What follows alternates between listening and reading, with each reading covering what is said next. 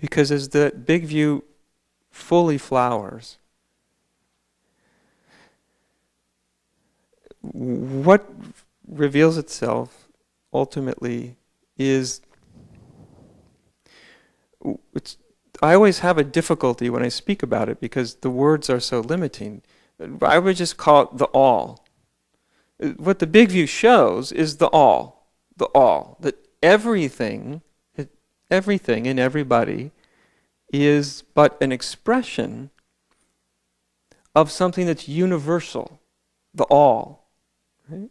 The all is, however, if I had heard someone say to me the all 20 years ago, 25 years ago, I would have started immediately thinking in abstract, spiritual, mystical terms. Do you know, like, that's what the all is. And the all, actually, it's not something that's abstract.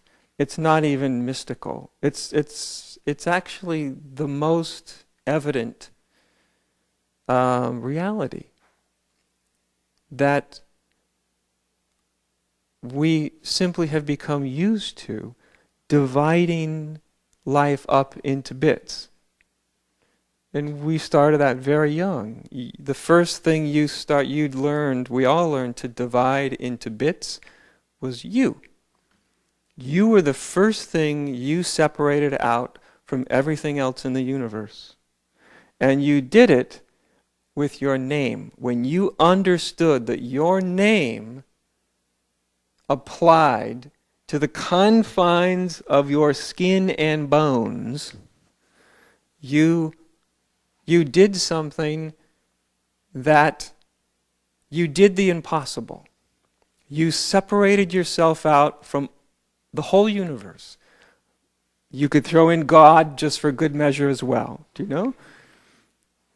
As soon as you got that, not as soon as you got the name, because when you first got the name, you had no idea what your parents were talking about,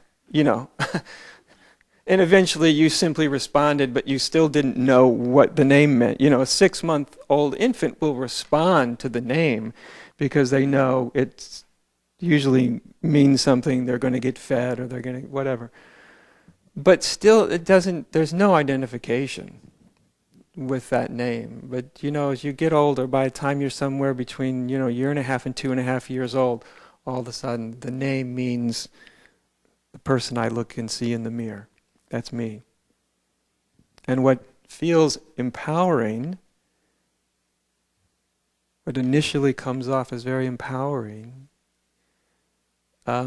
later you start to feel that it's also extraordinarily isolating, alienating. Because in a certain sense, as soon as you believed in this arbitrary drawing of boundaries, you literally drew a boundary around your body, separated it from the world, as if you could. You can't, actually. But you sure can convince yourself you can. And as soon as you do that and then name it and then think, this is me, you've alienated yourself from the rest of life.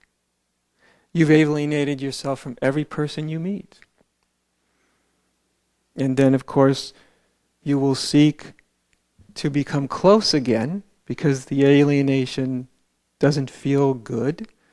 You'll want to become close to life. Usually we do that through the ways we engage in our romantic lives. Sometimes in our intellectual lives we can have intellectual buddies, friends, maybe even intellectual lovers in a certain sense. But there's draw towards closeness and intimacy. It's a way of trying to heal that alienation. What's problematic is because then we feel alienated because we've believed that we are defined by the contours of our skin. We want to get close, but also getting close is always somewhat threatening to the contours of our skin, right? Physically threatening.